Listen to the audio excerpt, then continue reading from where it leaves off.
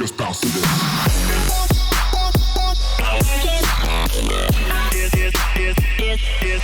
Hey, how's it going, everyone? My name is Brandon Clements, and welcome back to another tutorial here on Glasshand. I'm so excited to be able to talk to you guys about this subject today. What we're going to be looking at is something I've wanted for a long time inside of Cinema 4D or any animation package in for that regard. Is Realflow inside of an animation software. So what we're going to do is simulate some caramel and kind of make this like really cool looking candy bar kind of caramel drizzle. So let's go ahead and see what we can do in Cinema 4D and Realflow. Okay, so this is the scene file. I'm going to go ahead and show you guys what the 1080 render looks like right now.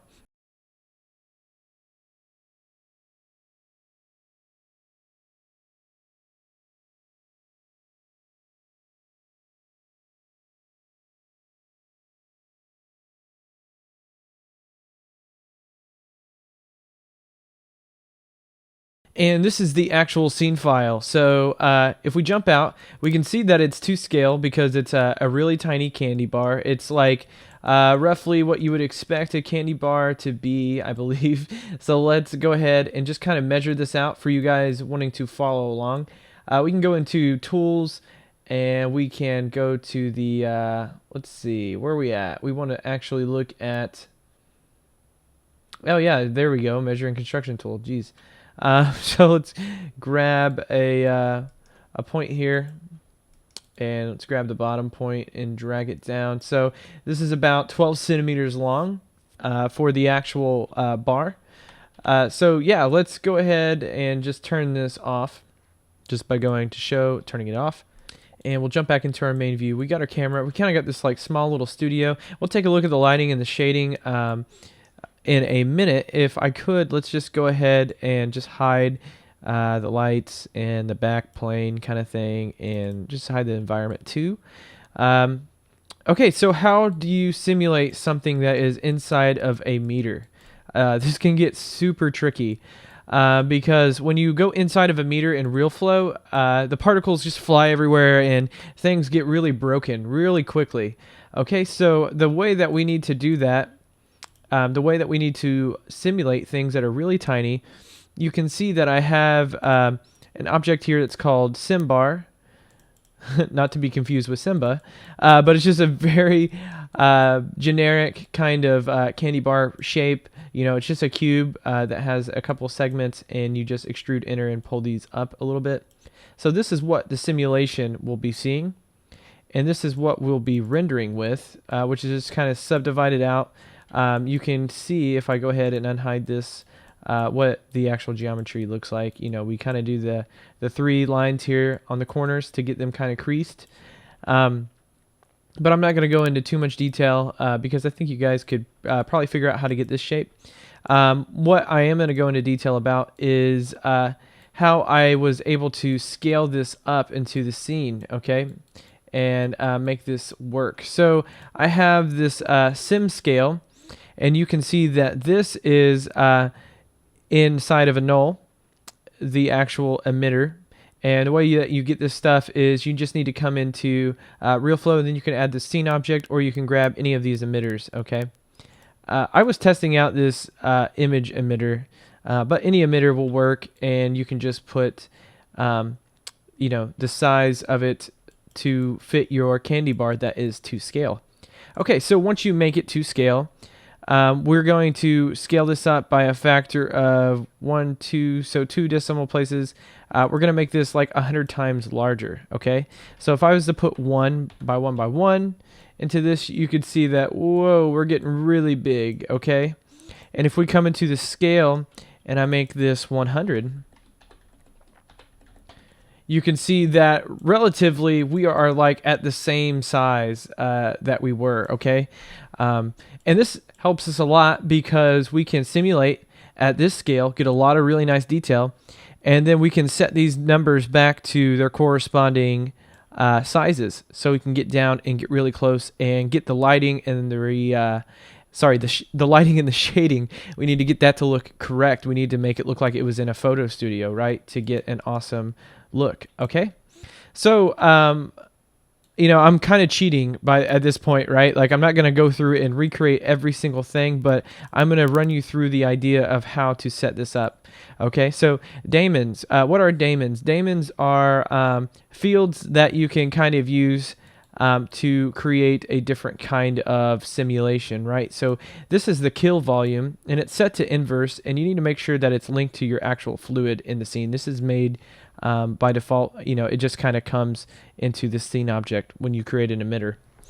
This fluid is what's going to drive the entire simulation, the look of the fluid, etc. While your emitter is actually going to have all of your controls by how it's actually emitting. So let's go back and talk about Damons before I move on. Kill volume. What this is going to do is when you actually emit particles in your scene. Let's turn off the mesher real quick. So when you emit particles in your scene, if any of this falls over off of the candy bar into this emission right here, you can see it's going to kill the particles, so the system doesn't simulate those falling forever. That would be just ridiculous. Why would you want to do something like that? So you can set up a kill volume to knock those particles out when they are not needed anymore. You could use a kill age conversely, but I don't have it here. I just have it for example's sake. What the kill age will do is over a frame number, it will kill the life of that particle. Then we have the drag field, which I don't believe I used in this simulation, but the drag field will actually slow the objects down just a little bit. It's kind of like there's some type of resistance, or there's something in the space that's slowing it down. Okay, but you could probably use this a lot in your different simulations to get kind of like a floaty kind of look to it. Plus, it has a really cool little icon of a turtle. So the noise field is kind of like the in X particles. What is it in X particles? It's basically like the XP turbulence. It's kind of like that. Again, it's just a 3D noise field that's going to kind of shoot it off in random directions. Again, I didn't use it here because it's kind of a boring example. Like it's just caramel like falling onto a chocolate bar. So no noise field here, but I just wanted to point it out to you. And then gravity, I'm just using the default 9.8 meters per second, okay, as it's falling. So let's go ahead to my cache, and I'm just going to remove the cache, and I'm going to restart the timeline so that we're simulating back at square one with you guys, and I'm going to run through and show you how it's working. Okay, so you can tell that the cache is going to be really slow, right? So we're at this large scale. My solver settings right now, if we go to our fluid, we are using PBD. Okay, so if I go back up to my scene solver and look at the PBD, these are the settings that I was using to get this to look correct. Another cool thing is that we can use the CUDA GPU to speed this up a little bit. So let me go ahead and save this scene real quick. And this helps a lot just to kind of throw some of this processing back onto our GPU, which is cool. And if we look at the emitter, this is very standard. The image that I'm actually using is this noise field. So if you look at this guy right here, sorry, not this guy, just this regular matte, I just created a noise, and it is animated, okay? And you can see that the animation speed is at 1. I just dragged and dropped this into the texture slot here. Okay, so I was just playing around with this just to see what we could do, and I turned up the vertical random and horizontal random to get this kind of coming out like this. Let's move on. If we go to fluids, this is my settings for the actual fluid itself. The resolution is set to 10, 0.1 for the tension, and I just turned up the viscosity majorly. So I wanted this to look like caramel and it kind of to stick together. So I just kind of used an arbitrary value here for the viscosity. So if you look at the collider and we showed the collision geometry, then we can actually come in here and change the offset of this collision geometry. So if I was to say 1 centimeter, and then I kind of let this play, you can see that this was extended 1 centimeter. So this is how you can offset the collision geometry. And if we let this simulate a little bit, you can see if we're filling the cracks like we want to, and it looks pretty good. Okay, so I think that about does it just for the actual simulation itself. Like I said, it's pretty easy. When we actually come and look at the mesher, so we can have that kind of preview for us. Let's come into the mesh. You can see that the resolution I have set to low. The only reason I have it set to low is with the radius tweaked, I believe the default is 8, set to 9. I wanted this to smooth itself out and kind of look like caramel. So I set the resolution to low, and that was a way for me to kind of clump that together. Okay, so let's actually turn off the display here. Sorry about that. And we need to look at the friction, the bounce, the sticky, the roughness. The friction, of course, is going to add friction, so it's going to kind of slow this liquid down as it collides. Same with the sticky. And if you ever want to look at anything in these palettes, you can always click Help, and you have all this information here. Okay, so if we look at sticky, it can be seen as a glue factor to make the particles stick on the object's surface. You can use positive attraction or negative repulsion settings. So that's very cool. I have mine set to 1 so that it will stick a little bit to it, and then the roughness. Let's go ahead and look at the roughness real quick. I shouldn't have closed that out, but if we go down, this value ranges between 0 and 1 and adds randomness to the object's polygon normals to produce a slightly different collision direction. Okay, so that's going to kind of make it a little nicer, a little more random for us if I crank up the roughness. I can't think of anything else that would help you guys out in terms of like how simple this is. I love the way that it's set up in the workflow. The only thing that we need to do now is just cache this. So let's go ahead and we can hide the actual sim bar. And let's go to our scene, and let's just go to cache. Okay, so we're back, and this is what we actually got. The simulation didn't take long at all, and I fibbed a little bit. I lied. There's some things that I did turn on the drag the last time that I simulated this in my example. The drag, there were some pockets that were kind of coming up and breaking apart as this was sliding around. So what the drag is going to do is just slow that down and keep this nice and consistent together. Okay, so I did use the drag. Another thing, I just turned my resolution to 12. Not a huge deal from 10 to 12. Not a big deal. And yeah, so this is cached, so we can play it back really nice and see like all the little cool stuff. Like this pocket here actually looks pretty good. So yeah, that's basically it. That's basically how you make caramel and get it to look good. Okay, so that was my simulation setup. If you guys have any questions, please leave them in the comment section below, because I'm sure that I probably didn't cover this, and it will be on Gumroad. So if you guys check this out, definitely download the scene file, and if you feel like you would like to leave some compensation, that would be greatly appreciated. But like I said, it is free. Okay, so what I did is basically brought our sim scale back down so that we can render this all out nice and pretty. So I'm just going to kind of hide all this stuff so we don't see it at all. But what I want to show is the actual mesher. So I'm going to turn this green stoplight on the bottom to render, green stoplight to show, and make sure it is enabled. Okay. So now we have it at the right scale, and we have a lot of cool detail in it. Okay.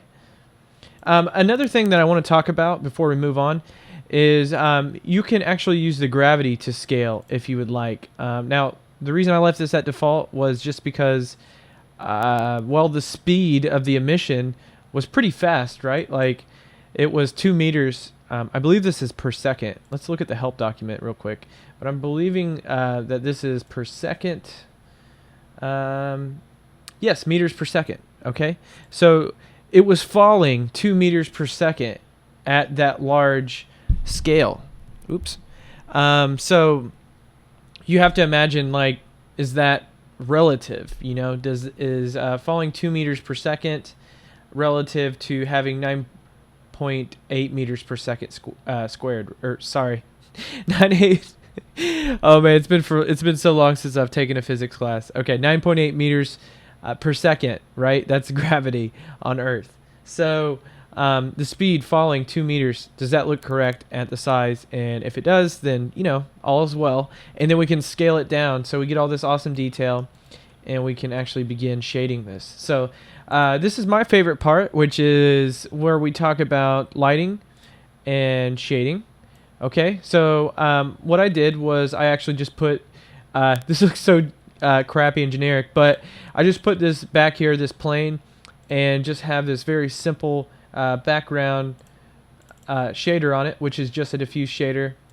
Or I'm sorry, it's glossy, but the roughness is all the way up, and 1.3 on the background for the index. Now I kind of took the high route on the shading of the caramel, or is it caramel? Caramel? Whatever.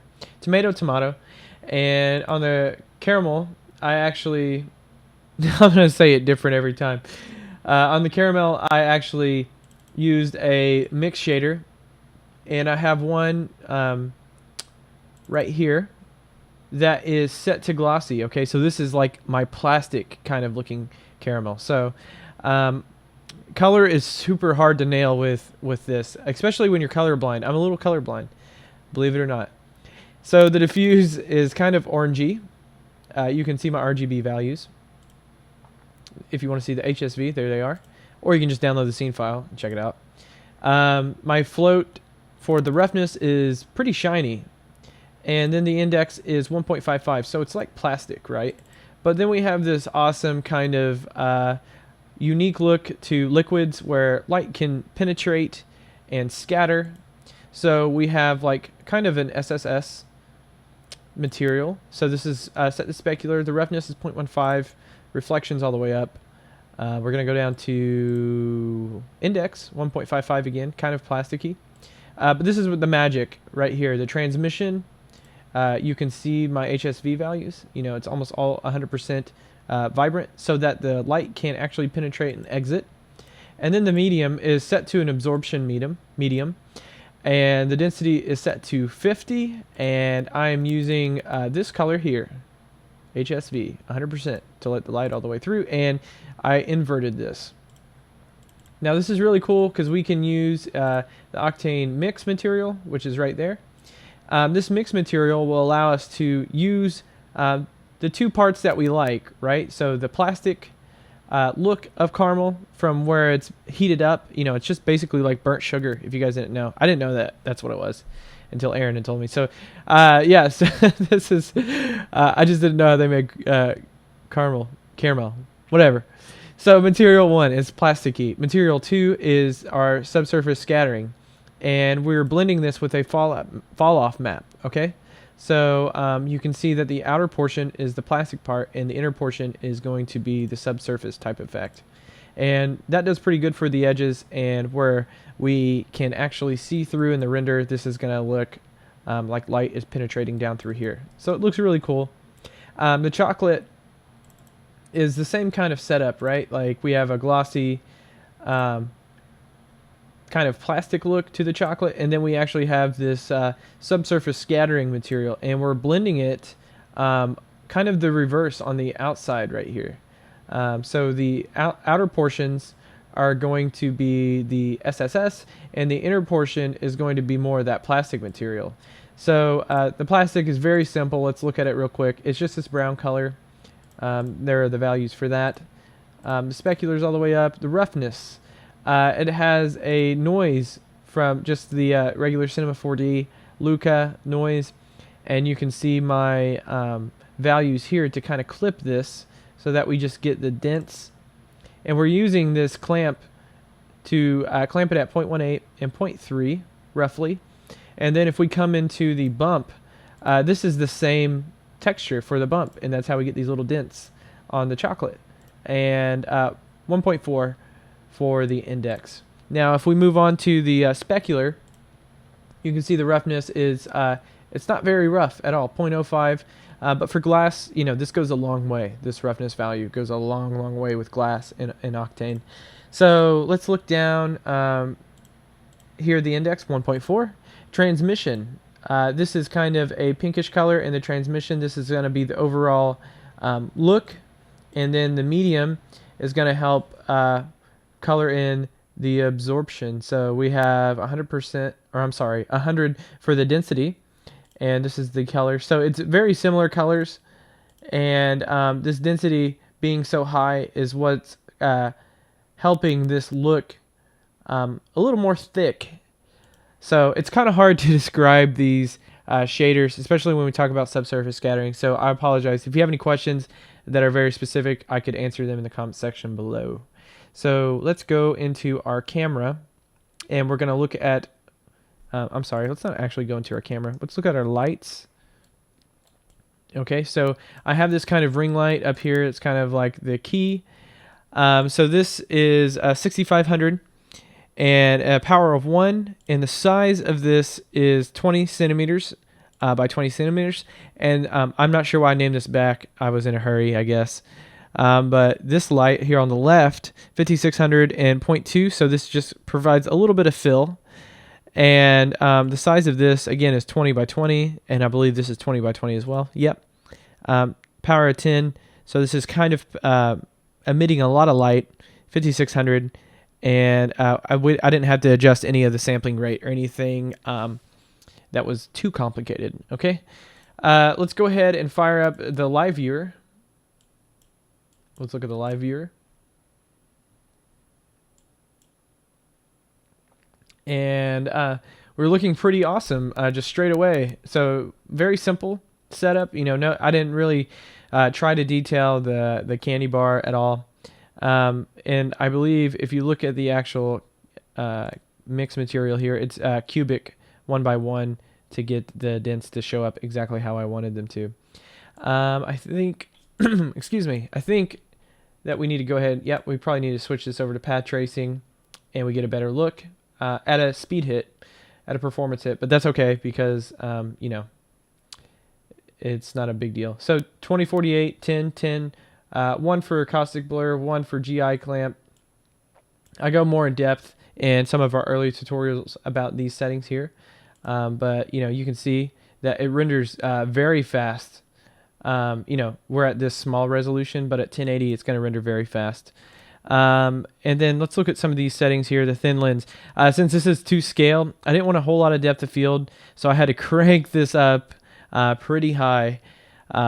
But you can see some of my settings here. Okay, so nothing that we haven't seen before. I cranked up the exposure a little bit, used a different response curve, neutral response here. Everything's looking very normal. And of course you can see I got this set to the render passes. So when you say to include post in the render passes, then you don't actually see the preview of the post in the main, which I think is kind of weird because I think of the main as like all of these guys combined. Okay, so I don't believe you need the transmission or the subsurface scattering pass, but you can add those if you want. They are under the beauty pass here. So we probably could get away without transmission and subsurface scattering. I just went ahead and added them in case I was going to miss them in post. It's better to have them now and not have to re-render later. But same kind of setup, EXR, 32-bit. I actually do have in the info passes, I have Z-depth, render layer ID, and ambient occlusion. Render layer IDs 1 and 2. And I'm using the Octane object tags as the object layer 1 and object layer 2 to separate out the chocolate from the caramel to be able to color correct them in post. Okay, so I believe that's it. And yeah, I don't have motion blur turned on. I probably should have it turned on. If we go over here to motion blur, you can enable it and then say like 1/60th of a second or something like that, which is kind of cool. Turn that on if you want to go ahead and have it on. I didn't have it for the example at the very beginning, and then you can just say full motion blur, and that way you can ensure that you're going to get exactly what you want. The hardest thing about caramel is that you don't want it to look like cheese. And in some instances, from some of these angles, it kind of looks like cheese in a weird way, like Velveeta cheese. So it's hard to get that tacky look, but you want to make sure that, caramel, it cools really quickly. So once it cools, then it's going to start to harden up. So it's hard to interpret that sometimes in software, but with Realflow, the settings, it was pretty easy to do. One thing that you could do is that would be really cool is we have this animating and rotating on the emitter. So it's rotating from the start to finish. It would be cool to change the size of the emitter so that you get different strands coming out, so it doesn't all kind of look all amoebus like this. Okay, so that's something that you could think about. But I think that will do it for this tutorial. If you guys have any questions, please, like I said, leave them in the comment section below.